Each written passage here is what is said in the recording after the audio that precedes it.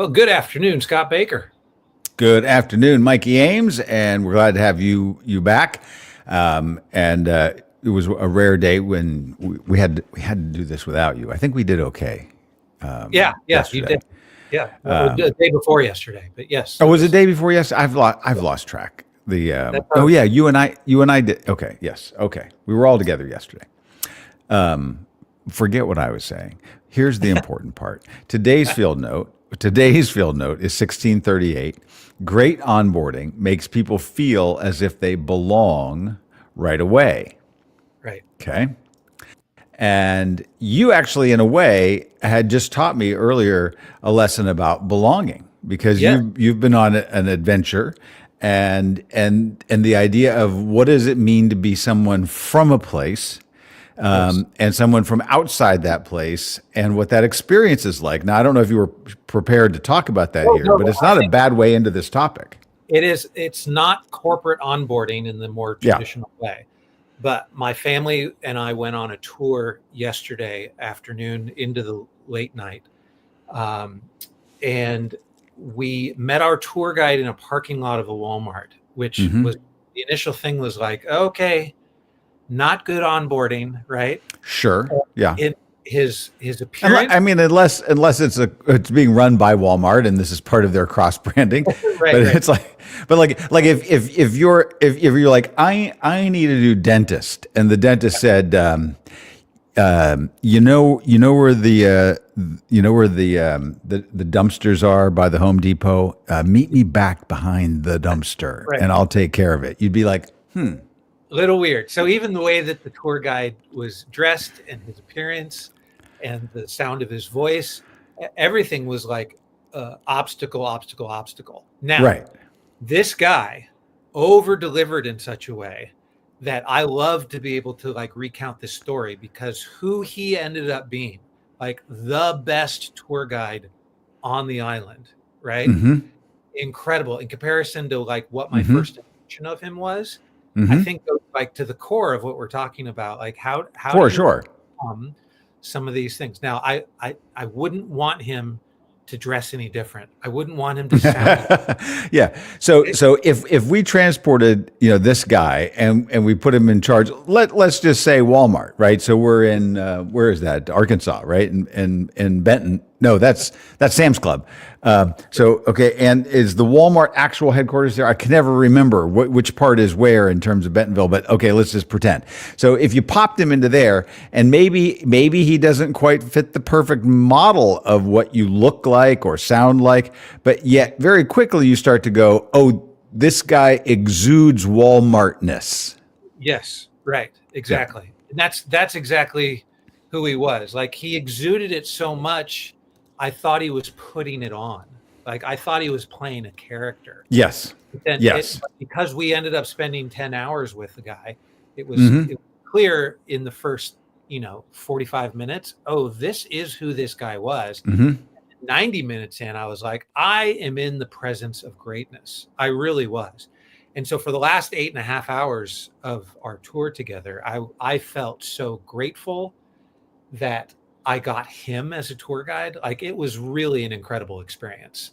And we were on our way up to go see Mm-hmm. the Mauna Kea observatories at the top, where there's 11 of the Mm-hmm. world's largest telescopes. Uh, and it was a fantastic tour. Mm-hmm.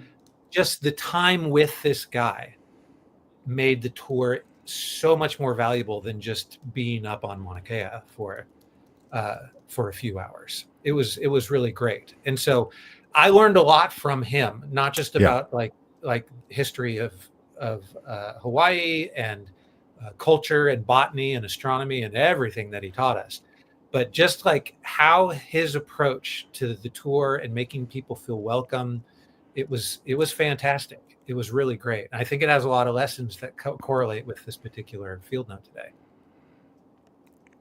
Now, pause for a second, Mikey, only because I know that I am today, even though I'm in my main office, Verizon trucks have interrupted my experience on my street today. So I'm actually on tethered to my phone, and you were cutting out for me. Now you might be perfectly broadcasting, and Andrew, our producer, could hear you, but I'm not sure I could. Which actually would probably not be a problem for the people listening, because then they would be hearing it fine, unless they can't hear me. And then as we upload this later, all of the files will come together. But maybe Andrew could tell me whether Mikey was having a problem or if it was just on my end, because I just want to make sure as we go along. I couldn't quite hear the last couple of maybe 30 seconds of what Mikey said there. Unfortunately, just you, Scott. We're onboarding ourselves here into this process, if that makes sense. But if it's me, go tell your story, and you can actually tell the whole rest of it even without me. Right. Well, let me just jump into like one of 3 key points that are in the field notes specifically about like onboarding. And it feels a little bit like, oh, this is a basic kind of thing. Do we really need to talk out loud about what makes someone feel like they're belonging? But actually choosing to break something down into its skills in the way that it is done here in the field note, I think is like an important thing, right? And so the first thing that we've got here is that we're giving our people autonomy over the onboarding process, right? And so that feels a little bit like a novel idea. Like maybe you've never really thought about the idea that instead of me guiding you through the process, at least giving you some input, at least giving somebody a little bit of input on how the onboarding should go, is something that a lot of organizations may not have done. So the field note reads actually, instead of a highly structured process of acclimation, which some people might feel really comfortable with the highly structured process. Welcome back, Scott, by the way. So instead of having like a really structured process that says, this is what you do, this is what you do, this is what you do. Now, some people might feel like, oh, these people have it together because onboarding followed a 20-step plan and I was able to go all 20 steps. But what you're missing there is the idea of autonomy, right? Of me being able to say, can I influence what's going on here on my own, right? And so allowing somebody to be able to say, choose 7 of these things that you think are going to be the best out of this list of 12. There's not enough time in our onboarding sequencing to get all 12, but any of these 7, as they appeal to you, go ahead and jump into them. And I think that's a fantastic idea. So Scott, I could tell by your video that you're actually back with us and you can hear us in real time. Has anything like that ever come up for you? Like, have you seen like a list of options for you to jump into for onboarding that has worked well? Well, I shared a minor one with the team earlier today because we have a leadership specific AI, Alex, that is trained just on our content. That many of the world's top leaders find to be wildly powerful, and they use it all the time.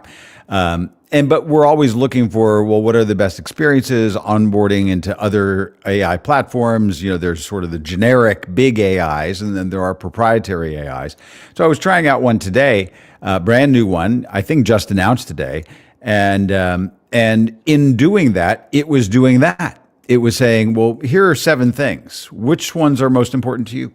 And you could do a little slider. You could move them around. You could be like, well, I think this. Then it actually said, well, of the first 6 that we looked through and the next 6 that we looked through, here's this. Now re-rank these, right? And I made some changes, right? So it wasn't putting me into necessarily it didn't team me up with somebody that I didn't know, right? But it was giving me a sense of priority, in that. And I think that actually is a really interesting way of making somebody do feel like they really do belong. Yeah. So as an individual adopting a new process like that, it makes you feel like it's your process. Oh, yeah. Organizationally, the field note points out, this is what makes you feel like an insider, right? And that's really what we're going for, is like, how does that belonging really happen? The second part is that not only autonomy is something that we want to create, we also want to create validation. Right. Another best practice then to be like, yeah, this is working for me. And yeah, I feel like it's good, but I don't really have anybody to really talk about it to. So pair somebody with somebody else so that validation is something that is instantly accessible to people as early as possible on the onboarding process. Yeah, the sharing of the stories. And in this last category, and then I'll give an example that we should not follow. But if you're looking at these three categories of the autonomy, the validation, and the influence, it's like, well, okay, do I have a voice here? Am I making an impact? Is there something that's happening here?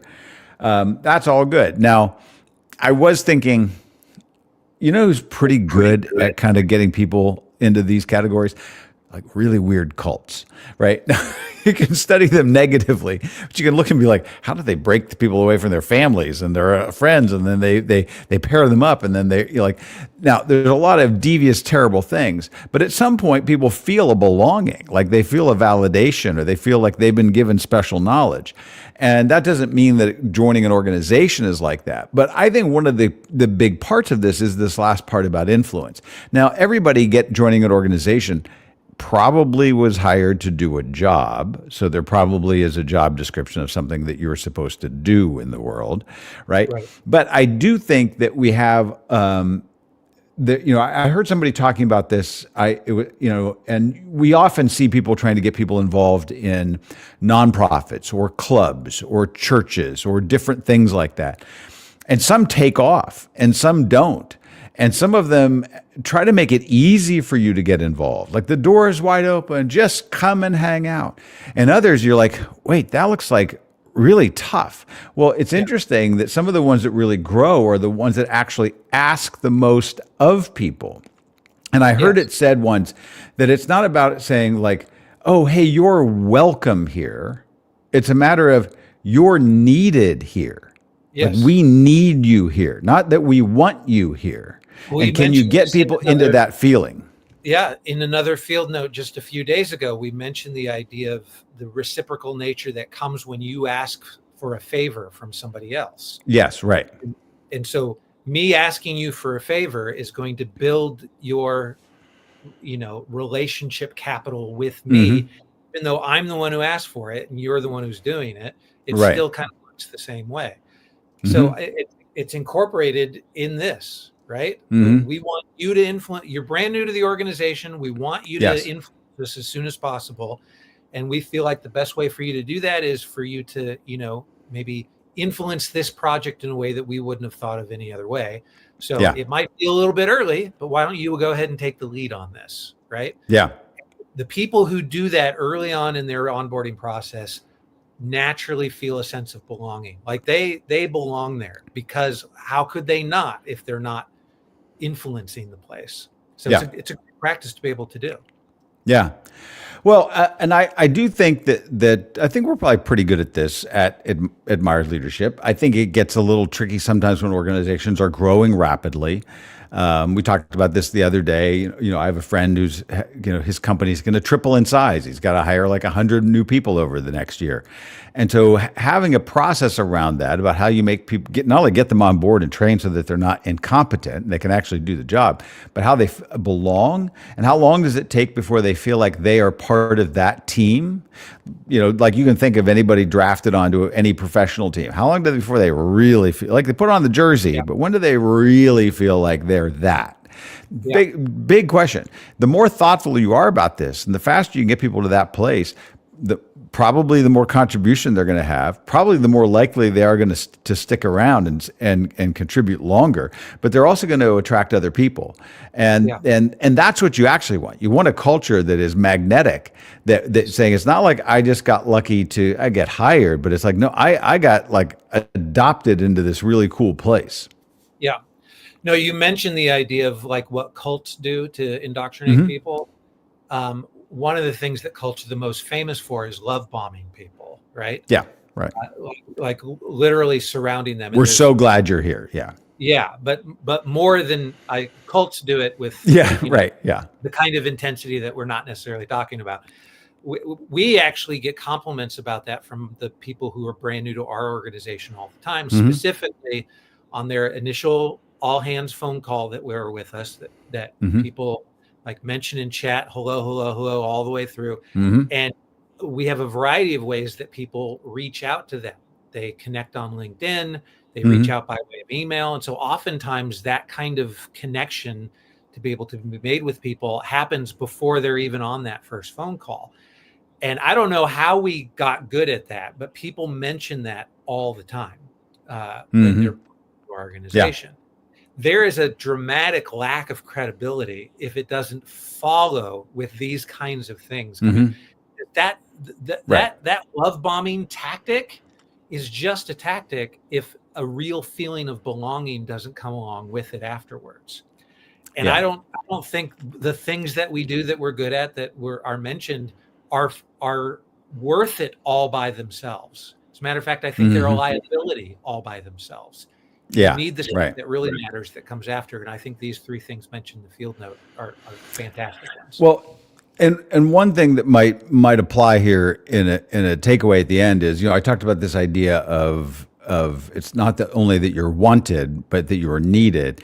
And maybe we sometimes make it feel like, well, just come and do this. We have this thing. You'll go to this meeting. You'll meet somebody. And, that's not how it is when you're trying to join the Navy SEALs, right? It's not how it is when you're joining the Marines. It's not how it is when you're joining a lot of difficult things. The New York Times did a big profile the other day, just to use the example of kind of what I was referring to earlier about organizations and churches and whatnot, about Orthodox Christianity and the number of people that have been kind of surging into those very disciplined procedures. It's not kind of like just show up. I mean, there's a lot that goes involved. Well, what if being into an organization, I think I'd want to join an organization where they're like, your first 60 days are going to probably wear you out. Like it's actually going to be like, it is like boot camp. And I'd be like, sign me up, right? If we're going to do something that really matters, and this is what it takes for me to be a part of this team. Well, what happens when people come out of boot camp? They are bonded, like they are together. You almost expect that you should have some version of a boot camp if it's going to be like a high performing organization of some sort. Yeah, absolutely. Yeah. So, there you go. All right. Thanks. Good conversation. Appreciate it. We'll talk again tomorrow. Great. See you, Mikey.